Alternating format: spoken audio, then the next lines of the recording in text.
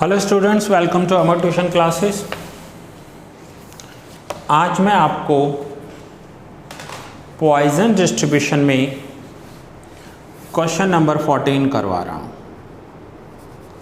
आइए देखते हैं क्वेश्चन में क्या दिया हुआ है। X is a Poisson variate such that P3 equals to P4। X की वैल्यू दी हुई है। That means probability where x equals to 3 is equals to probability where x equals to 4. Prove that P2 is equals to 8 e raised to minus 4।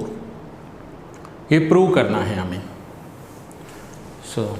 Question देखें, P3 equals to P4, इसका मतलब है आपको m missing दिया हुआ है। m की value इन्होंने दी ही नहीं है। अभी तक हमने जितने भी सम्स किए हैं उसमें m की वैल्यू हमें दी हुई होती थी, मीन दिया हुआ होता था, एवरेज दिया हुआ होता था।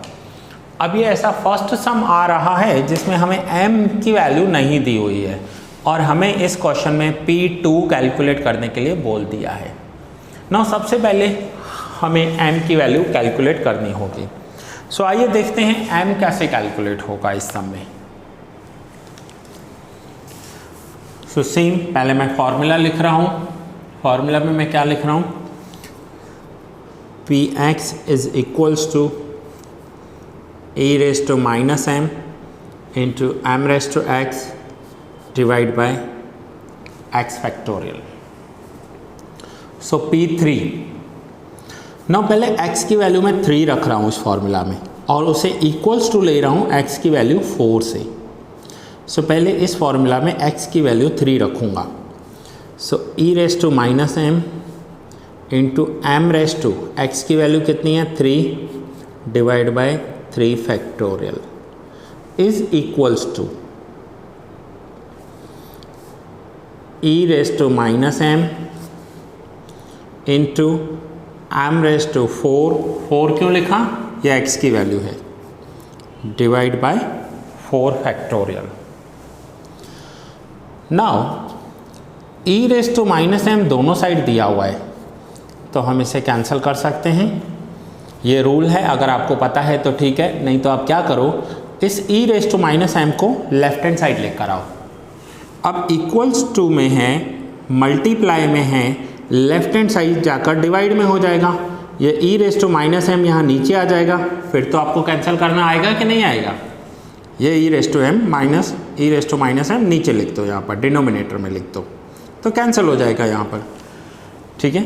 So now finally therefore value बची m³ divide by 3 factorial m4 divide by 4 factorial.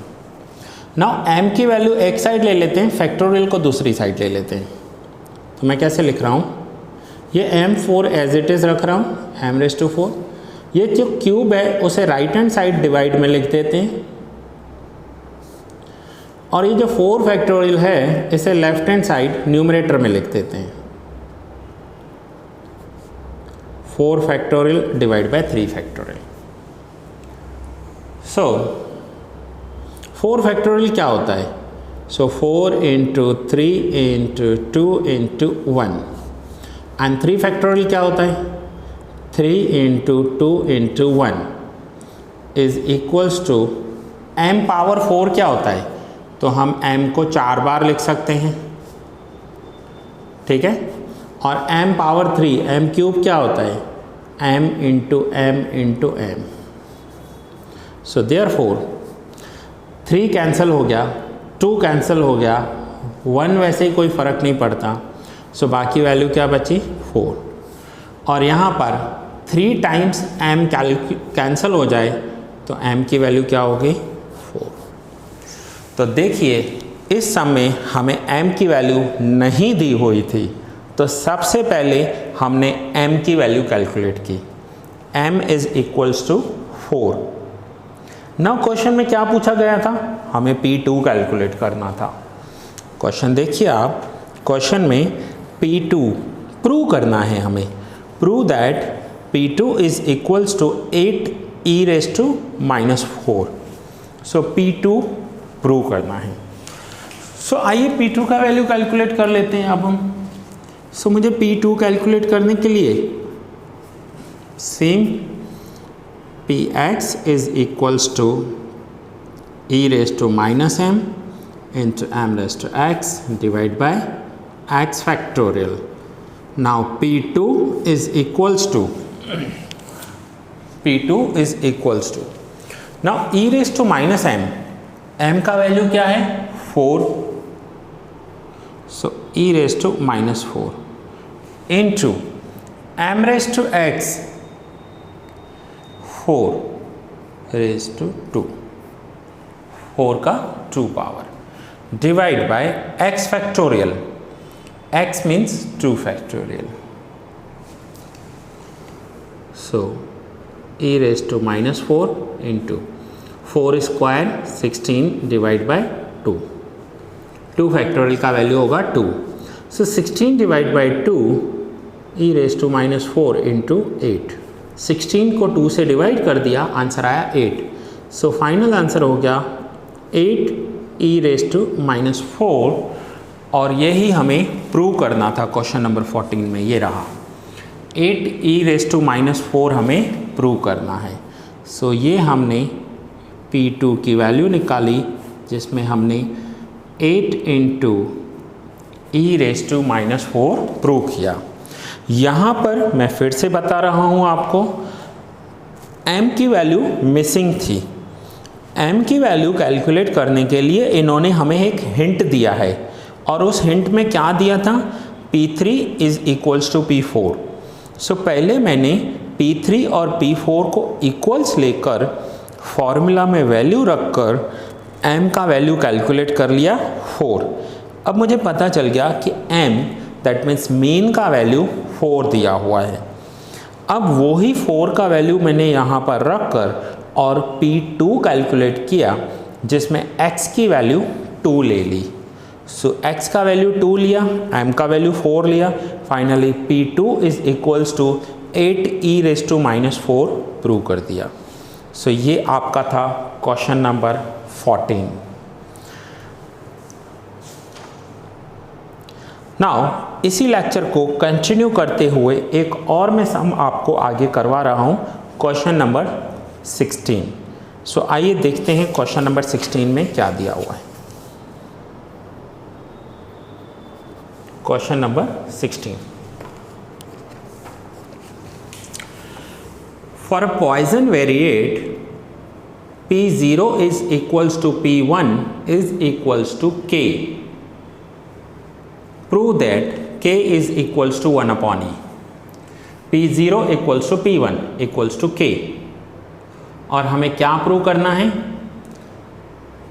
कि prove that K equals to 1 upon E। So देखते हैं, आइए क्वेश्चन कैसे सॉल्व होगा।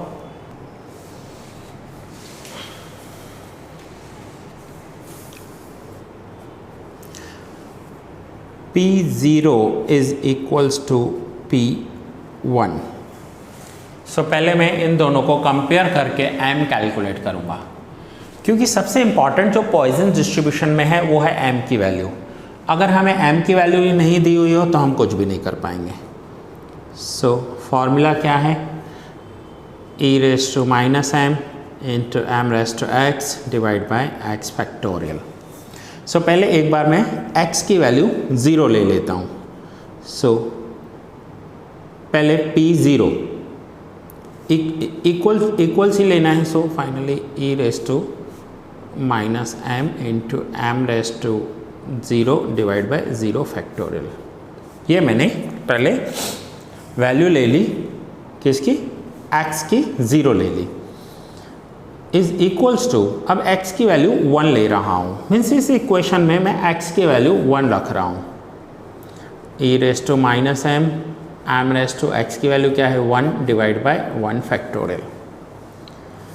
Now e raise to -m cancel हो जाएगा, डायरेक्ट कैंसिल करना आ रहा है तो ठीक है, नहीं तो इक्वल्स टू के लेफ्ट हैंड साइड लेकर जाओ, इसे डिनोमिनेटर में आ जाएगा, फिर कैंसिल कर लो, ठीक है।